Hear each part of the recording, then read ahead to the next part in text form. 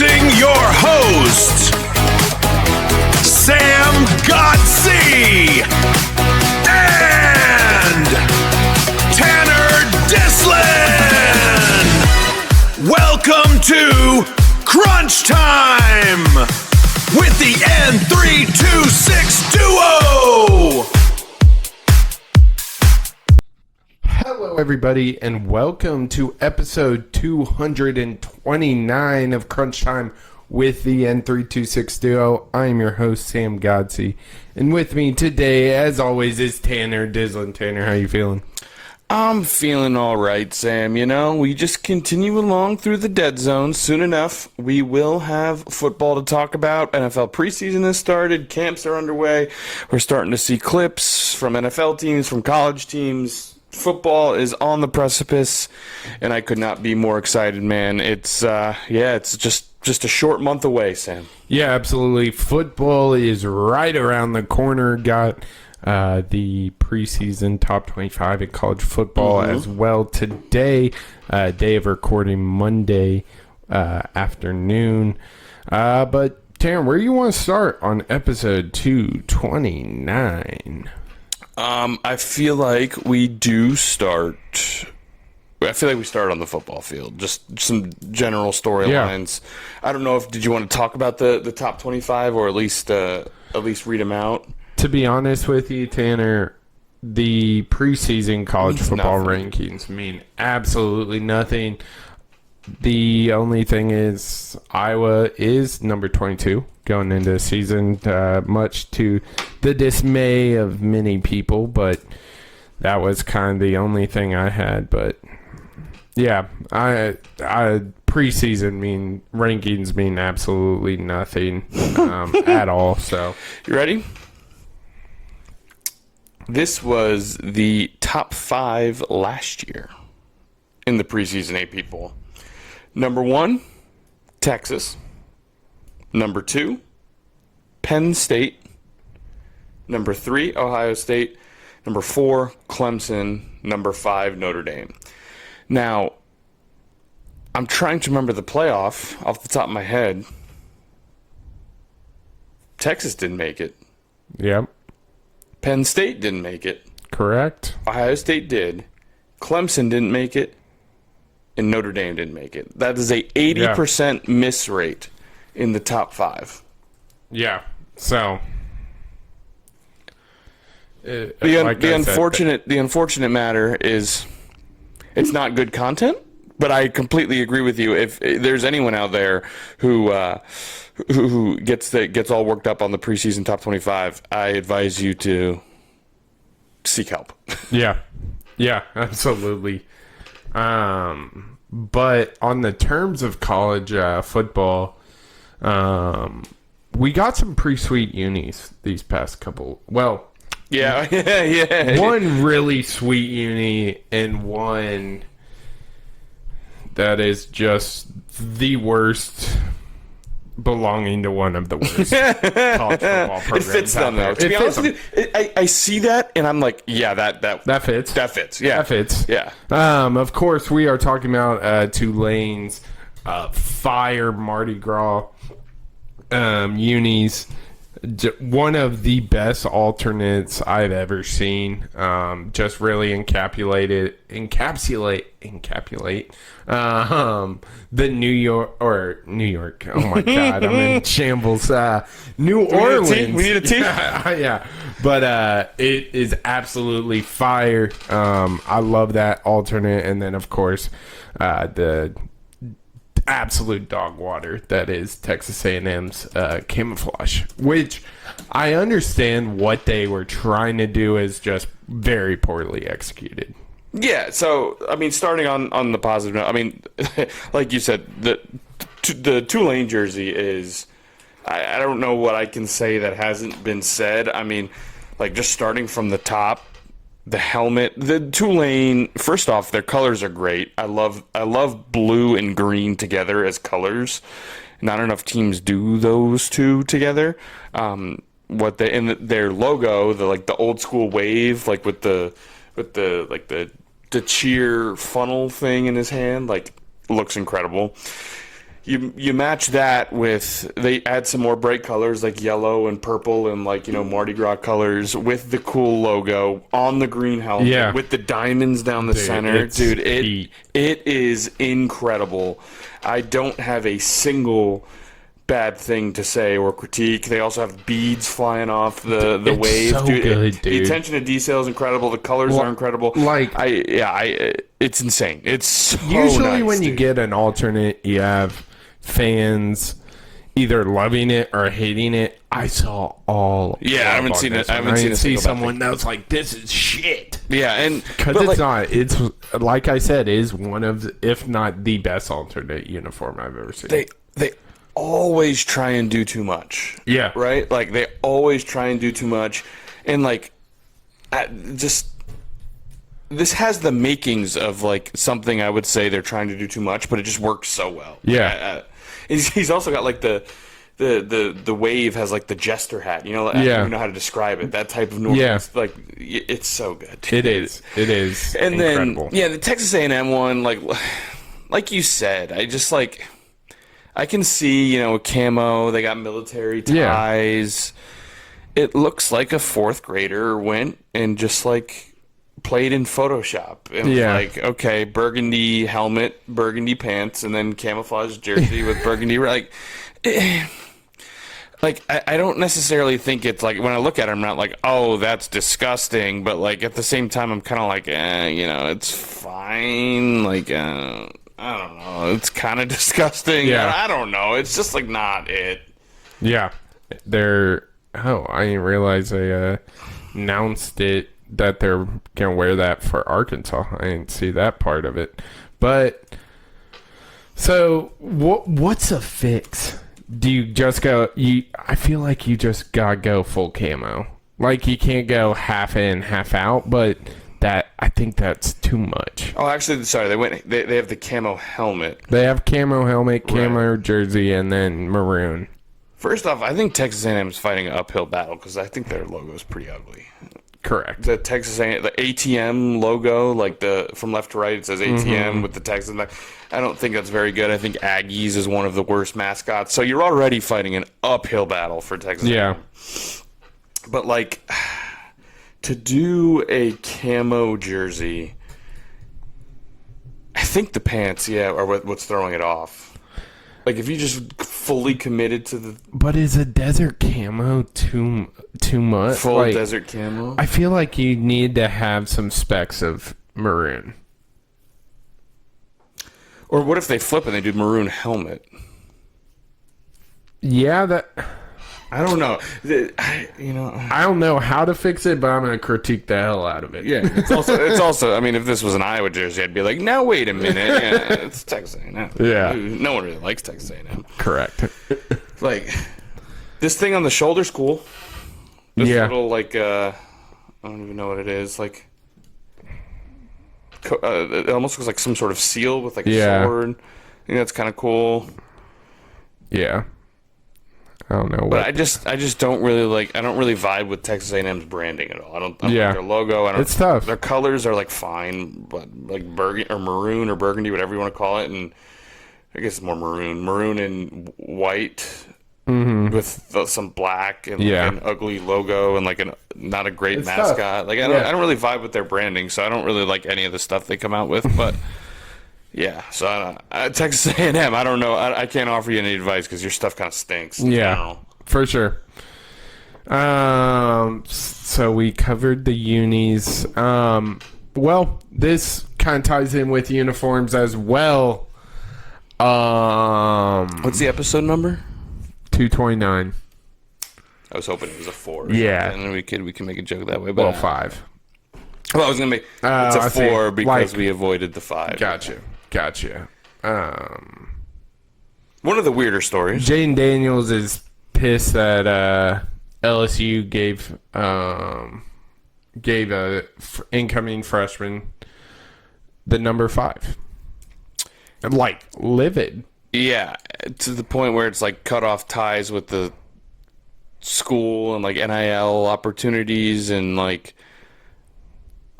they're not allowed to use his name, image, and NIL and anything. So weird. Or he doesn't want them to.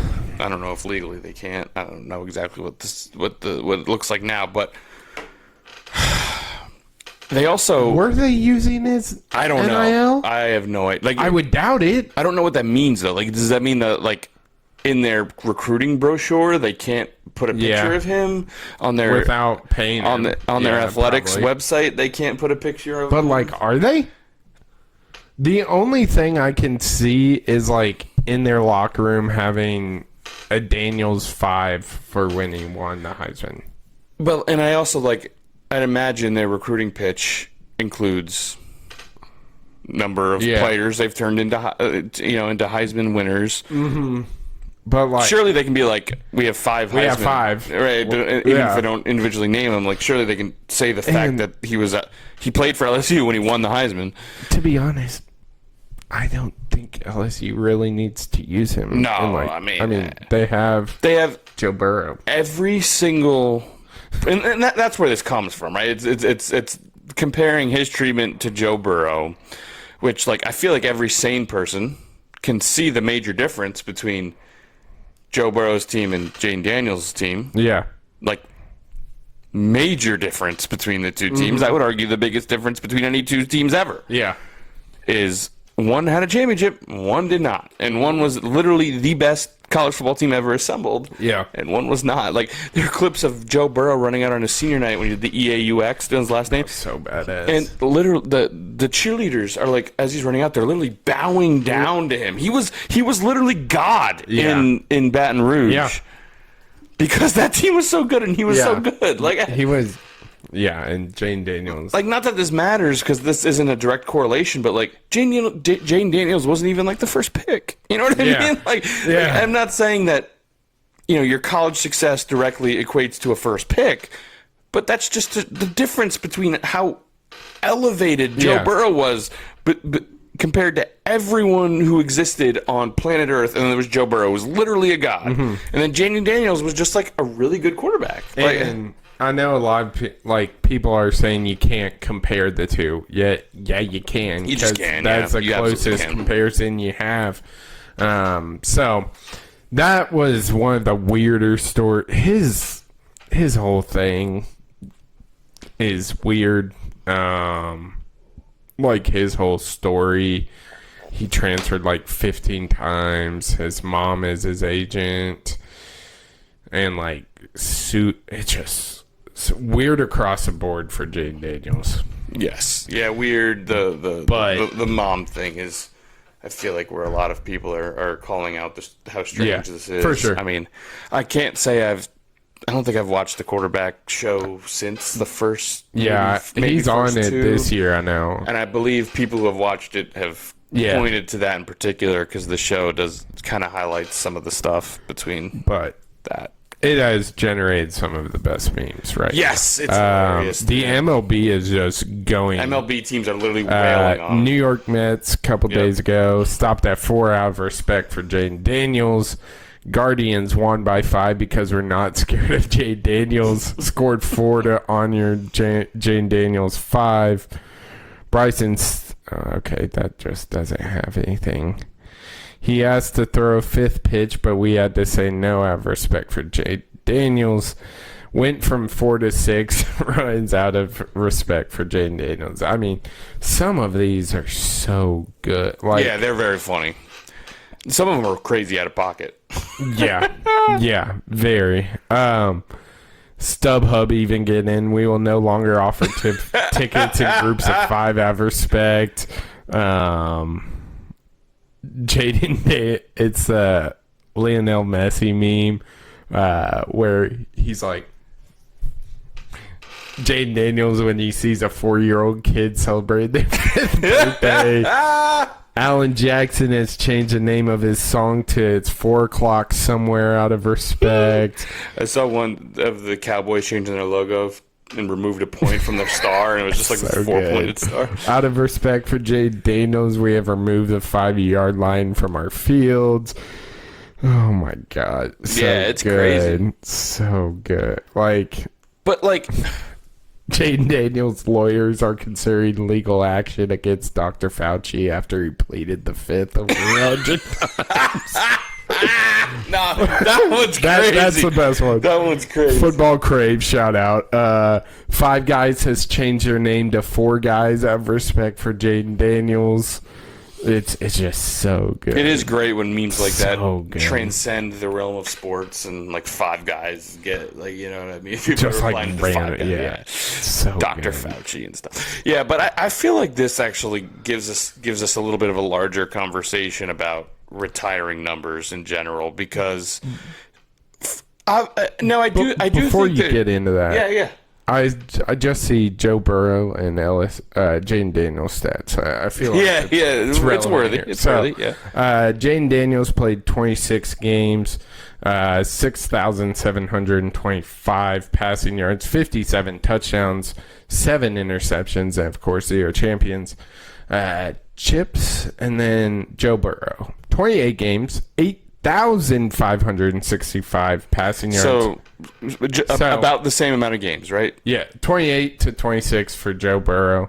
Slight advantage to Joe Burrow, 2 more games. I feel like that's good context between the Joe stats. Burrow, 8,565 to Daniels, 6,725 passes. 1,800 more yards. Touchdowns, Burrow, 76. Jayden Daniels, 57.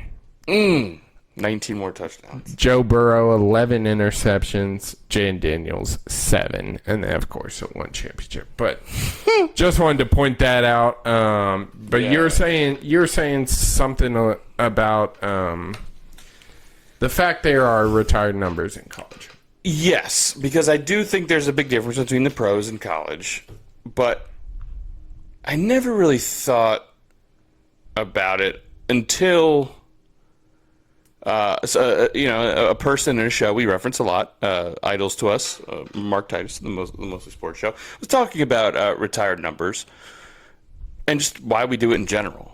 Because, to be honest with you, for as long as we've been alive and conscious to comprehend sports legacy, and honoring franchise greats, retiring numbers have just been a thing. I've never thought. It's just when the best player or one of the best players in your franchise retires, and it's been an ample amount of time since he's retired, you retire his number. It's just what you do. I just took that as fact. But like, why? Yeah. would like I obviously when I think of it from like a professional lens, I immediately think of the Mets, obviously, my favorite team. And I know they have, like, the way they do it is in the outfield, they just have like a circle with the number. Yeah. And that's retired. No one can ever wear it again, right? You could easily do that, maybe add their last name on it so it's like very clear who it is. Mm-hmm. And then still allow people to wear the number. Yeah. Like, why is it that we're just like, no one can ever wear that number again? Like, when you really think about it, that's kind of crazy. It's really no? weird. Yeah. It's just like, I always just took that as fact. It's like, oh yeah, you got to retire his number because of course you do. And I'm like, wait, do you? Like, why? You can just put the number in the rafters, but then, someone else can wear it. I mean, it's a number, for God's sake. Yeah, exactly. Like, I don't know. Like, that's kind of... I never really thought about it, but it's like, I feel like... That's a good point. Especially in college when there's a billion players on the team. Yeah, you have to recycle numbers. Offensive number 7, a defensive number 7. You have a limited number of jerseys you can use for certain positions, too. Yeah, like... Yeah, it makes sense. Like, I think it was either Mark Titus or Brandon Walker. I can't remember who said. But they're like, just do like a Ring of Honor. Like, you don't need to. It's literally do everything you do when retiring a number, except let people wear the number. Like, you put up the thing, you put them in your Hall of Fame, put them in your Ring of Honor, put up the plaque in your stadium, field, arena, whatever. Just allow them to wear the number.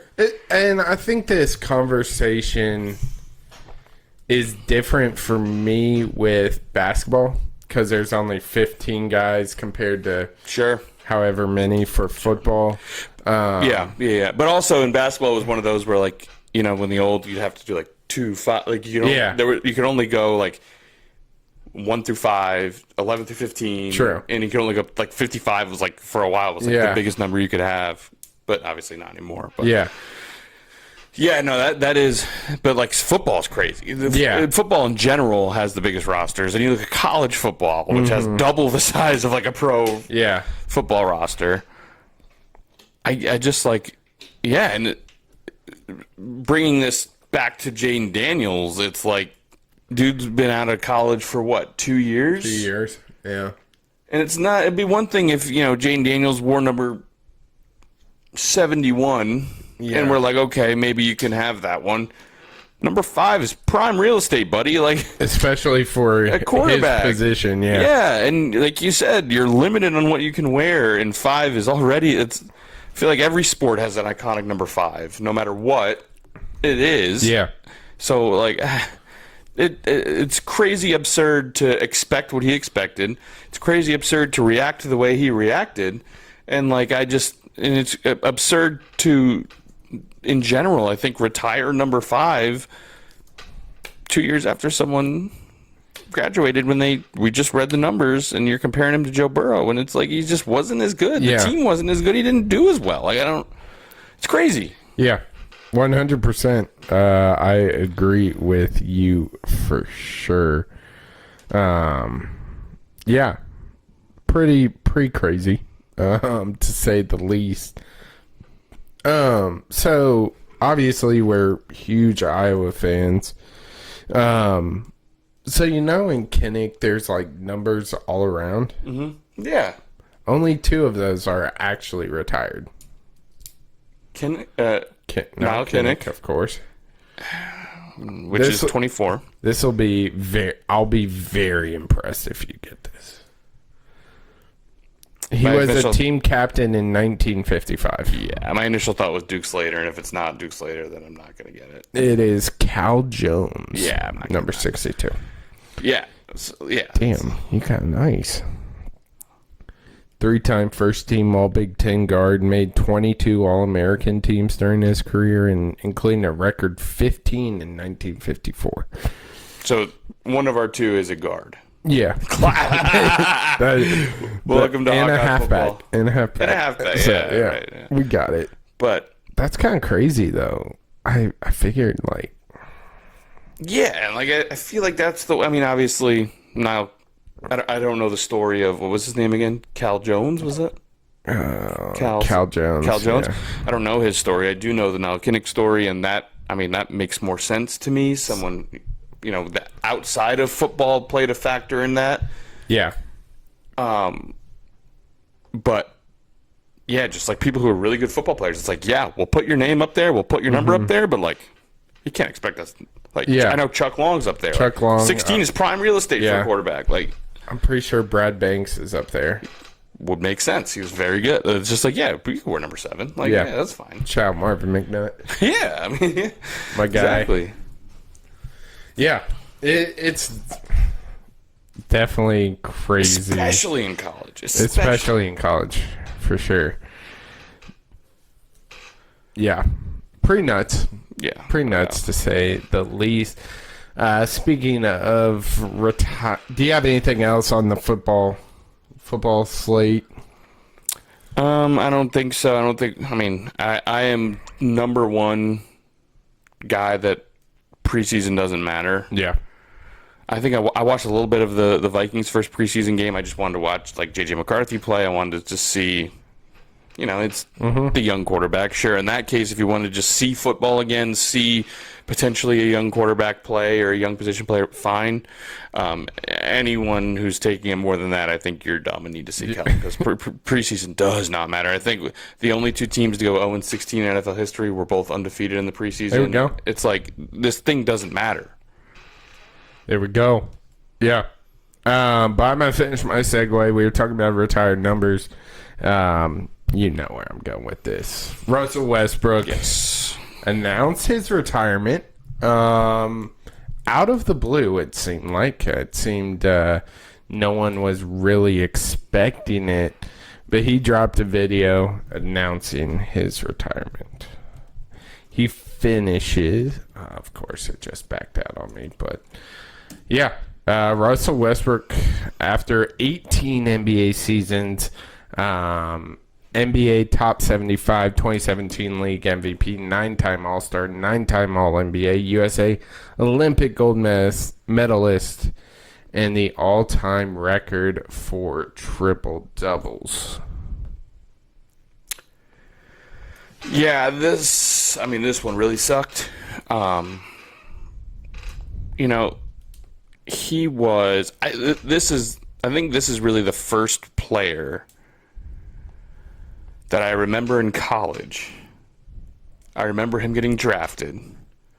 I remember him coming into the league. I remember him getting really good.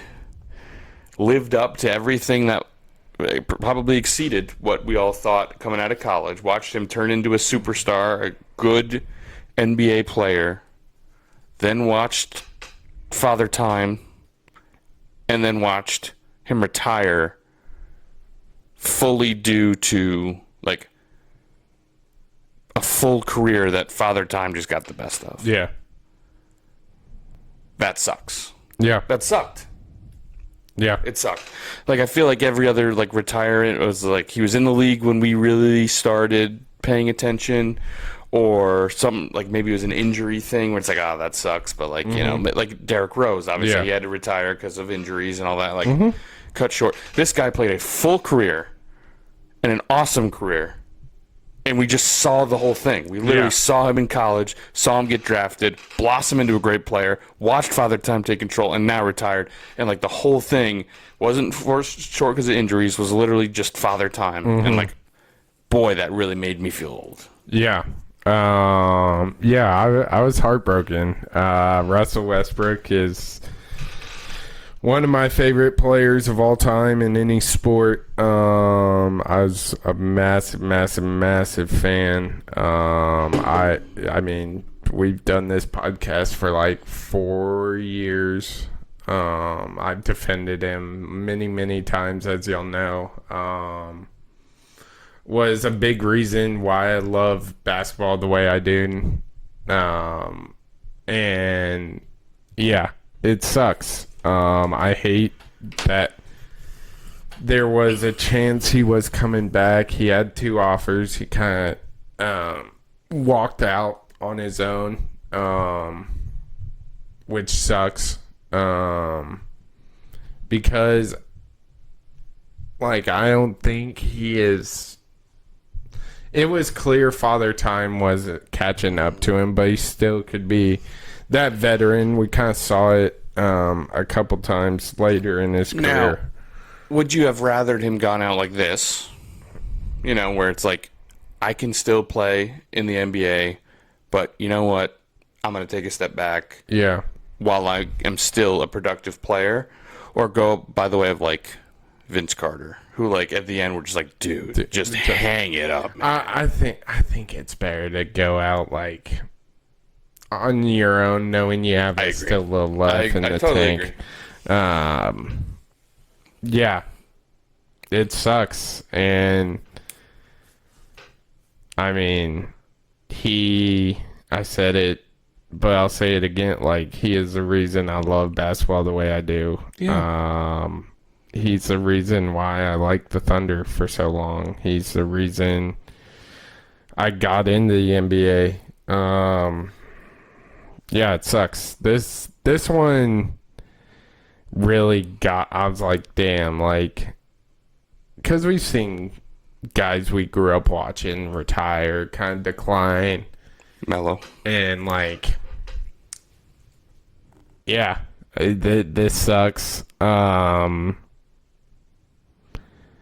But one thing I really hated was...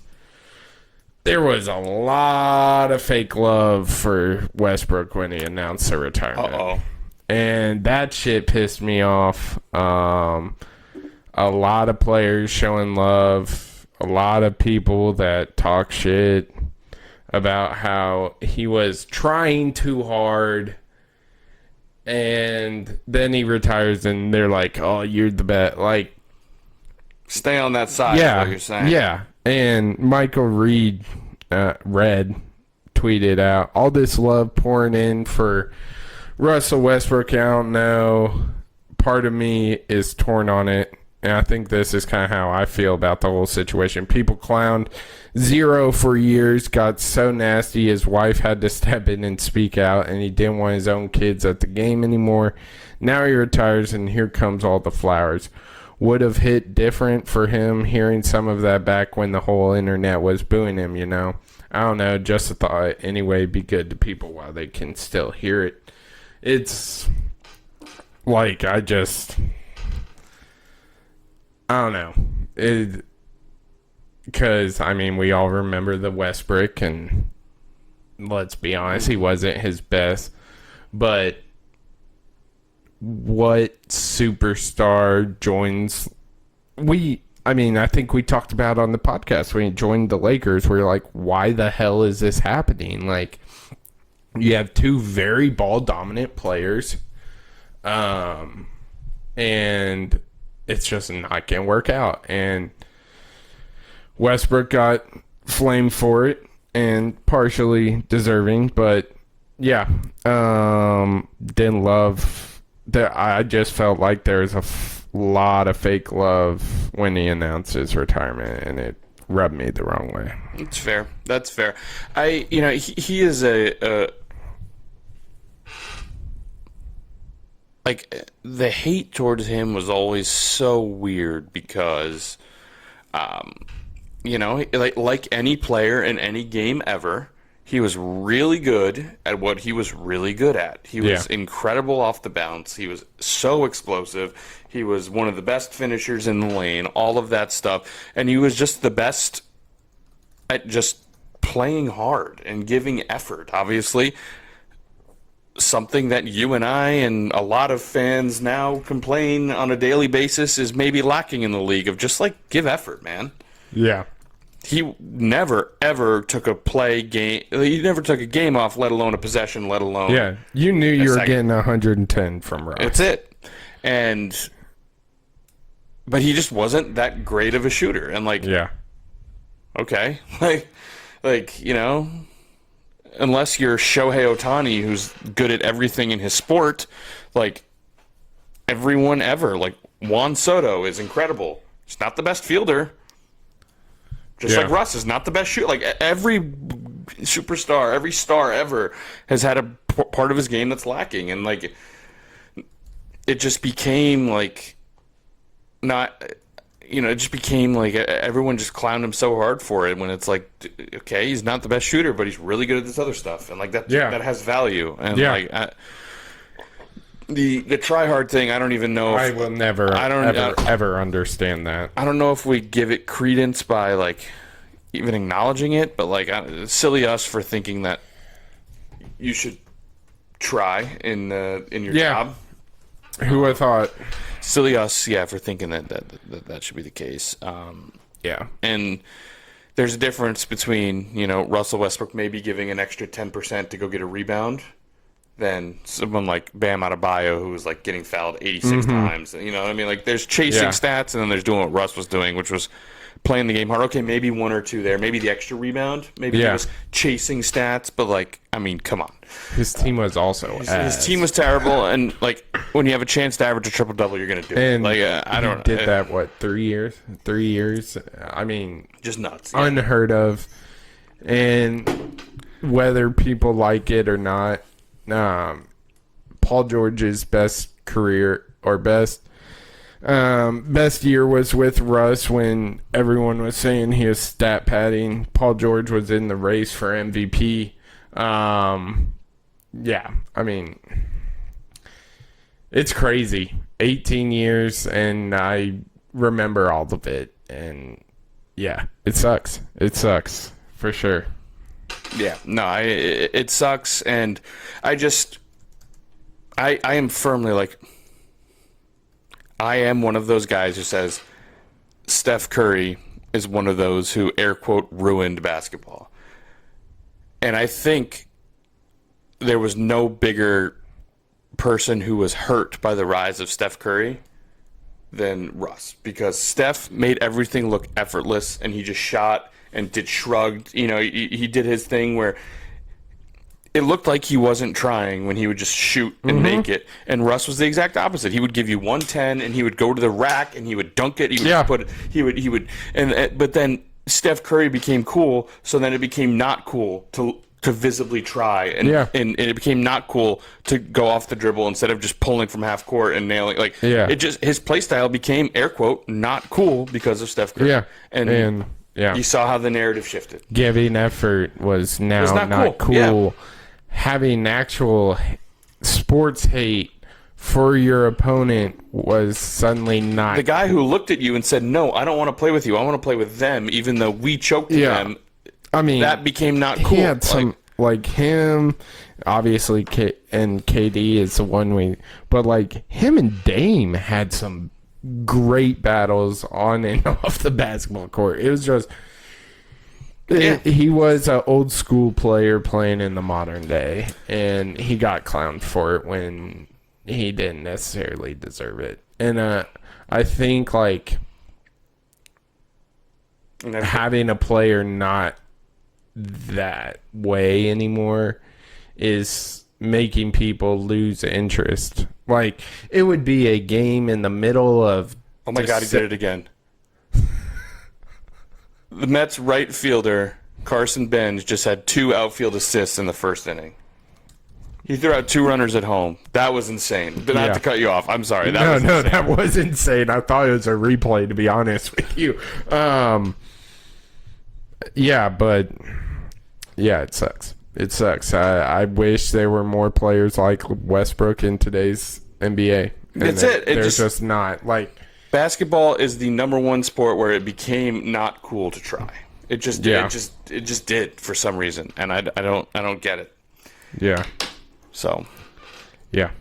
Certainly, he's one of your guys. He's your favorite. Obviously I don't have that sort of, but everything I'm saying I believe is this that type of player is something that we want and we need in the NBA, and we're missing. Because it's just, again, become this cool, laissez-faire, laid-back, whatever, and that wasn't Russ. He wasn't going to do that.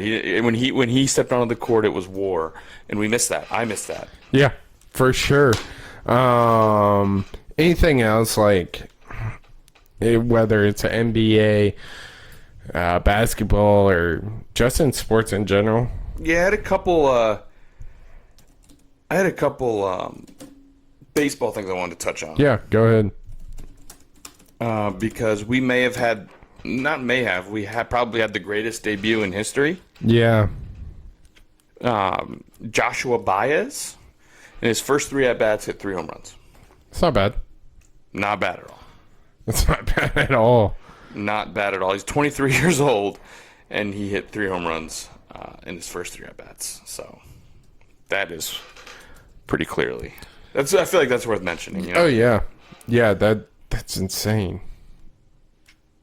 That's not bad. Not bad at all. Not bad. And also, some of these are Cubs related. Unfortunately, that one was against the Cubs. A positive for the Cubs, though, a former Cub player,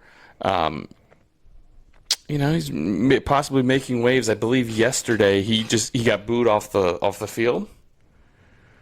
Do you potentially know who this is?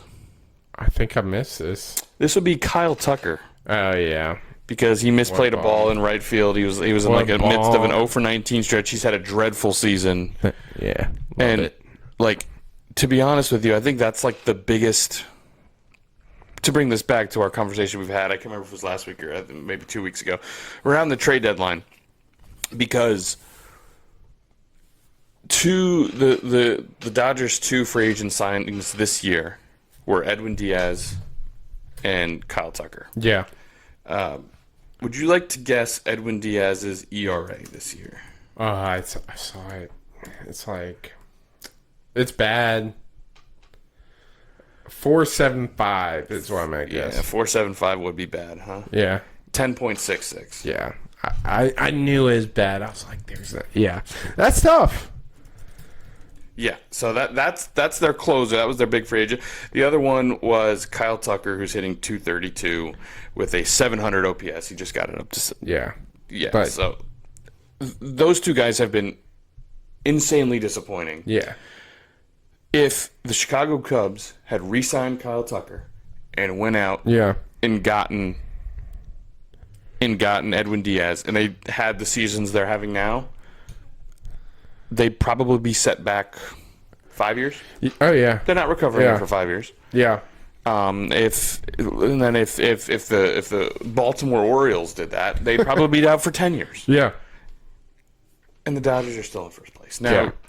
You know their bats and closing is gonna pick up right in time because they just their closer last year was Roki Sasaki, who's their prized Japanese free agent number 17, who just didn't have a spot for last year's team. All the All-Stars. So this idea that all these Dodgers defenders who are out here saying, it's not because they have more money, it's because they're smarter and they just have better player development. Is that a smart move? Yeah. Is all the money tied up in those two? Is that a smart move? Yeah. No, it's not. It's just that they have so much money, it doesn't matter.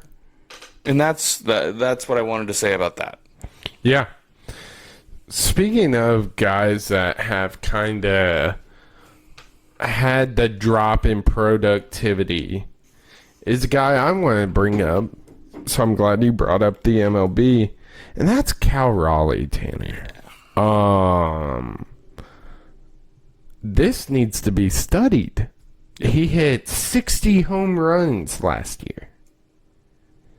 Now, this is a 4-day-old tweet. I don't know if he's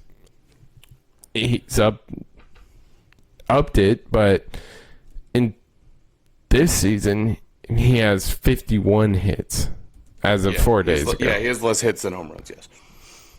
Insane, dude. So, was it just one of those years where he just got, was just hitting nukes? What has happened with Cal Raleigh?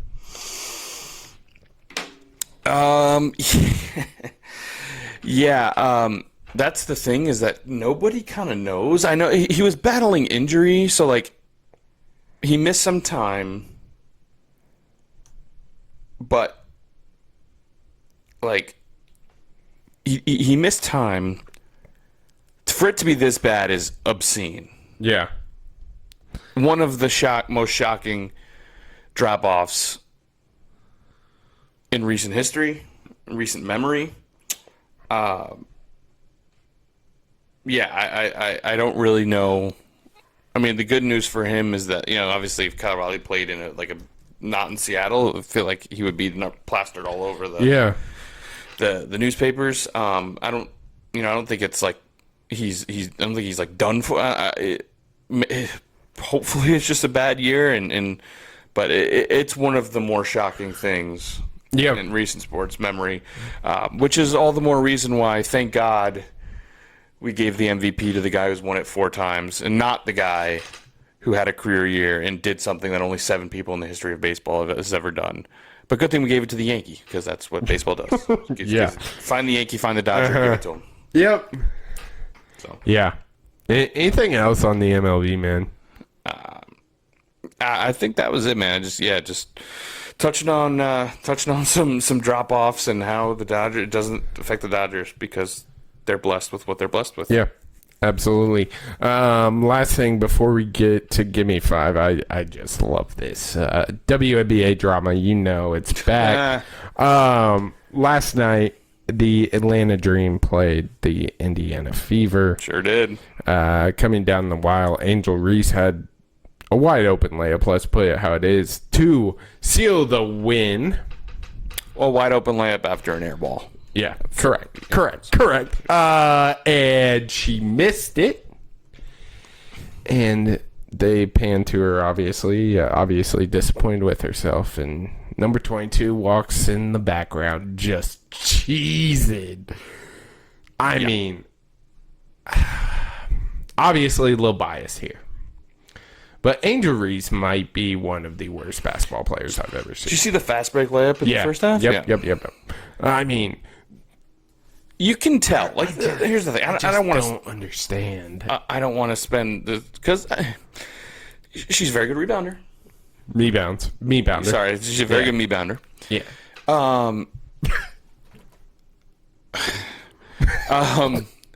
You could tell visually when a basketball player is at the rim, and you're just like, oh, they just smoked that one. Like, yeah, you know, they just missed that layup.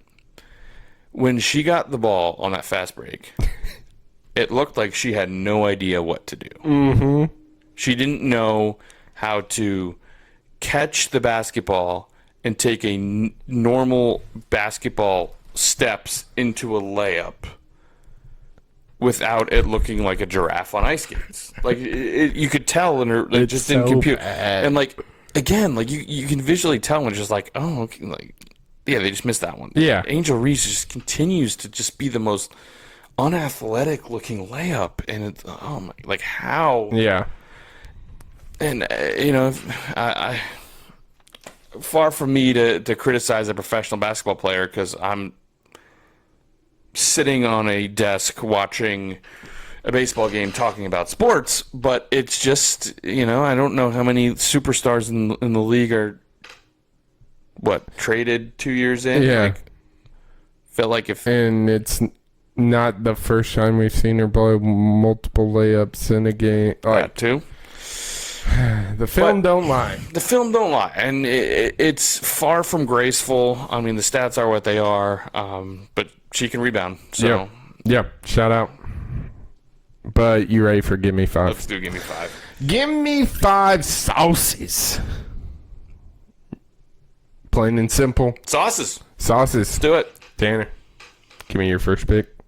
Is it your first pick or is it mine? Because we've been the weird... Let's get back on track. Okay. Yeah, go for it. Interesting, because I was operating under the assumption that you'd have first pick. So now, what do I want to take as my first pick? Because I think... Okay, I'm going to stay true to myself. What I was going to pick in my first pick. Just when I think of sauce, I think of this. I eat it a lot. It can be controversial. I think it's generally it's obviously one of the most popular. I'm going Buffalo. Buffalo. As my 1-1.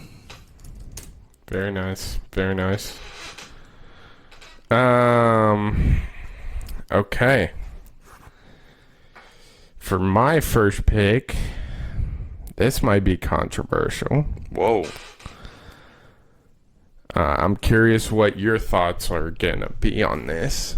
I'm going to go with house-made ranch. I figured you would go with ranch. Okay. Yeah. Okay. I mean, that's fine. Like, house-made ranch is way better than like Hidden Valley. Hidden Valley's...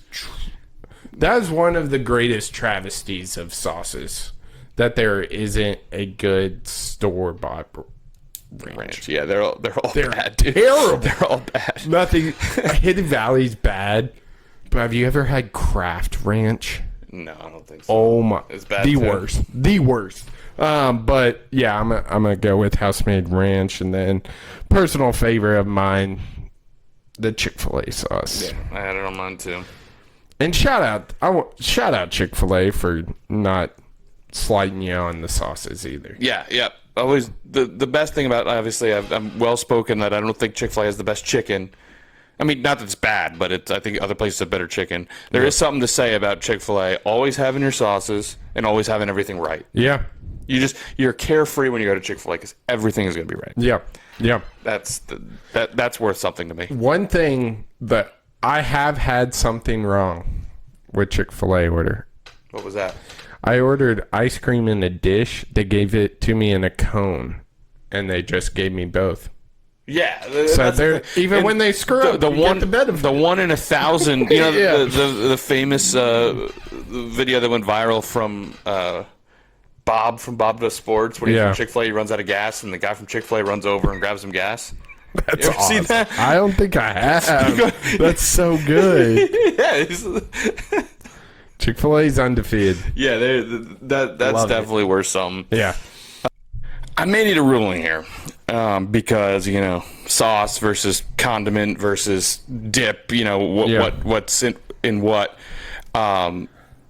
They have their third. Oh my goodness. They have their third.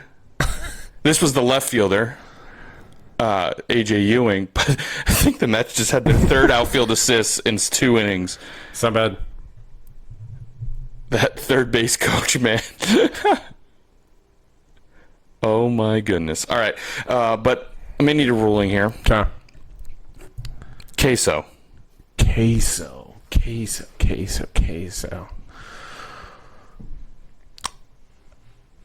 I'll allow it. Okay. All right. I'll allow it. Huge. Yeah. So I'll take queso as my 2, and then my third. I think I'm gonna do the cane sauce. Yeah. In that 3 hole. Had that on my list. Yeah. For sure. Yeah. I mean, queso was steel. I ain't have that. Oh boy. I mean,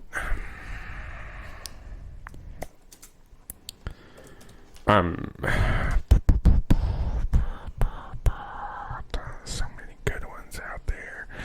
I'm gonna go to breakfast. I think when you put this on any breakfast item, it instantly becomes better for the most part. And that's country gravy. Yeah, country gravy. Can't beat it. Burrito slathered on their biscuits, slathered on their skillets, slathered. Skillet, yeah, it goes hard on So skillet good. and hard So on good. biscuits. My next pick is restaurant specific, Okay. and that is there's 3 restaurant specific. I'm gonna do it. Whataburger's spicy ketchup. The only ketchup I will eat because I love their spicy ketchup. Okay. My next one, I think this one's just gonna be a general, not specific. Yep. I'm gonna take barbecue sauce. Yep, I had that on my list for sure. I'm gonna take barbecue. Yeah. And then where do I want to go with my last one? You took country gravy. I'll get that out of there.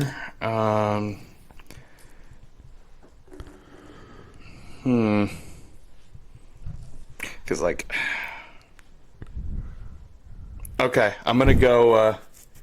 It's super niche. Like you know what I mean? I'm debating. Do Yeah. I take the thing that's super niche but is super delicious, or do I just take like the general everyday? I'll go niche if you go niche. All right, let's go niche. All right, go. Let's go niche. What if we have the same niche? That'd be tough. I think the thing is, it could There's a very good chance. because I know we both like this. Give me yum sauce. Yep. Yeah, I'll finish it off with the yum. Yep. I mean, it's the freaking best. It's so really good. Yeah, good hibachi with some It's fresh so yum on it good. is delicious. Oh man. So where do I go? Because I have some niche ones for sure, but I don't know.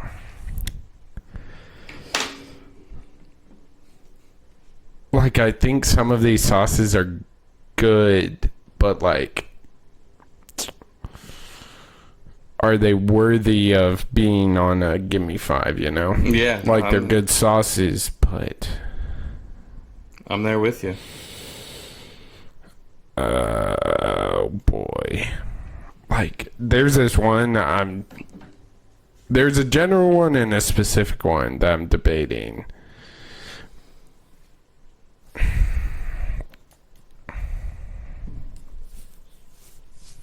This is tough. I hate this. I'm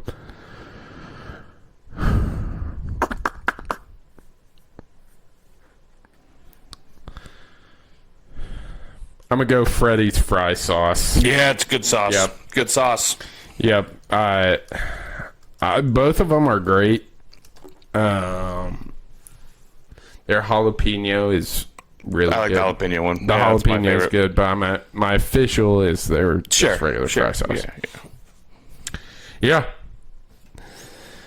Got any honorable mentions? Oh, do I ever? But first, let's Yeah. rewind it because we had some technical difficulties. Yes, we did. So, go I will for it. go. Yeah, I had buffalo at my number 1. Yep. Queso with my number 2. Cane sauce at number 3. Barbecue at number 4, and then yum sauce at number 5. Yep. Delicious house-made ranch, Chick-fil-A, country gravy, Whataburger, spicy ketchup, and Freddy's fry sauce. Now, hit me with those honorable mentions. Yeah, I mean, I had just like general ones, like, like, obviously mayonnaise. Yeah. Pretty versatile. Yep. And good sandwich, in my opinion. Most of them have some mayonnaise on there. Yeah. But, like, and of course, like, I just had, like, ketchup on there. I know you don't like ketchup, but, ketchup, blue cheese, one of my favorites. I know it's a controversial one. Probably doesn't play great on the graphic. And then, like, teriyaki sauce, And I have that. I also had some more dips in there. Like, I don't know if I wanted to, like, salsa. I mean, salsa, guac. Guac may be pushing it. It's not really a sauce. I don't know if No, I don't think one of the salsa is interesting. Which is weird because salsa, like, the word salsa in Spanish means sauce. Really? Yeah. Huh. That's an interesting, Yeah. because queso, I mean, you see it on burritos. It's called and cheese sauce. Sometimes cheese it's called rice. dips, cheese sauce. Salsa, do you... Like, I think if it were reversed, I would have probably given you queso. I don't think I would have given you guac. Yeah. I probably would have given you salsa, but I don't think I would have given you Yeah, guac. I don't know. But, yeah. I mean, both are great. Both are great. And then, like, more of the generic ones, like, I know I had mayo, but, like, aioli. It's Aioli. like a type Like of a mayo, garlic but, like, aioli. garlic aioli is super good. Good. And then I also had the breakfast. I thought maybe this is where you're gonna go, but I a good hollandaise Yeah. is pretty good. Do you have any other, like, generic ones? But Most of... I had peanut butter sauce. like a Thai peanut butter sauce? No, like, I put that shit on my ice cream sauce. Oh, like the warm peanut butter that kind of becomes saucy? Yeah. You won't like this one, but hot fudge. Hot honey I had. That was one I was debating. It's a good one. And then I had some restaurant specifics for sure. Yeah, so the restaurant specifics, like, one of my favorites, Taco Bell fire sauce. I'm shocked you didn't pick that. Yeah, that was I thought about it. I love their fire sauce. For sure. I had a Papa John's garlic sauce. That's good. Yeah. That's good. Yeah. Yeah, I'm a fan of that one. McDonald's sweet and sour. Yeah, that's a popular one. So well liked. Maybe not. Place has one I would go to. terrible ranch. McDonald's is bad ranch. Yeah. It's tough. Yeah. Yeah. What, you got any other restaurant specifics? McDonald's Big Mac. Yeah. Oh yeah. Wow. Yeah. I had McDonald's sweet and sour, but Panda's orange sauce. Sure. That's really niche, and I don't think people associate like its sauce with. Maybe not. Maybe they do, and I missed. A little from Buffalo Wild Wings, Asian. Yeah. My personal favorite from there, Parmesan garlic. Yeah. Yep, had that one. And then this is probably my favorite sauce, but I thought it was too niche to include here. Blackened ranch from Popeyes. Yeah, that's a good one. So good. That's a really good one. Chipotle ranch. Chipotle ranch. Yeah. Yeah. Is a really good one. Chipotle in general, I think Chipotle. Yeah. Some Chipotle. Chipotle kind of dips into the aioli too. Yeah. There's a place around here called Barrio that has a burrito sauce. Yeah, that's very good. Fire. Very good burrito sauce. Are you a marinara guy? Not really. Yeah. I'm not either. I think like cheese curds, give me ranch every time over marinara for sure. Yeah, I agree. But like pasta sauce and marinara are like kind of different, but kind of the same. Yeah. Like if I'm getting pasta, I'd rather have a million different sauces than Alfredo. Vodka, my personal favorite. Yeah. Carbonara, anything like that, over just some. There's some misses. I feel like pizza sauce. Yeah. But like. No one. That's not the star. That's not the star. Yeah, but like I've had pizza with Alfredo on it. That's really good. I've had pizza with ranch on it. It's really good. Buffalo. That's really good. Like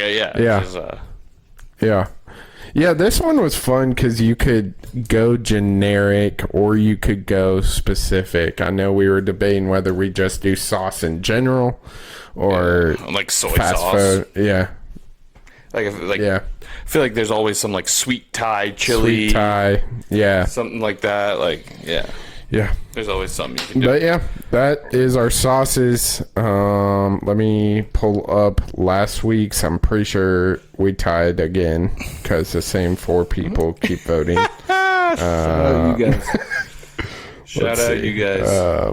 But yeah, DM us any ideas as well. We kind of, we tied. Shout out to my mom, Carol, and Mason, your brother, and then we voted for ourselves. So really, Mason voted for me. I would assume so. That's an upset. I feel like you would not vote. I would assume so. I think he's voted for you the past. Let's go. That's how you know. He must really have liked my list because he ain't voted for me. Yeah, exactly. But check it out. Vote on Instagram. It's in the comment section as a poll. Please go vote.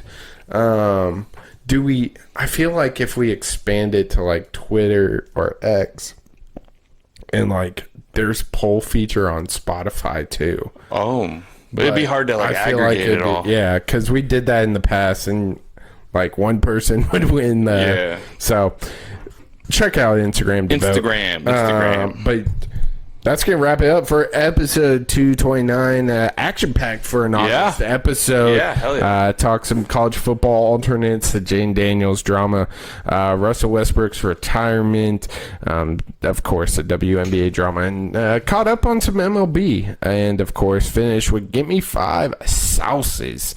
You can follow the podcast at crunchtime_pod on X, TikTok, and Instagram. TikTok's where you're going to find the clips. Instagram's where you're going to find the Gimme Fives, and Twitter's where you're going to find everything else. And also throw us a subscribe on YouTube, Crunch Time with the N3262 duo, but the clock has run out on this one. But we'll see you on the next one on Crunch Time. I'll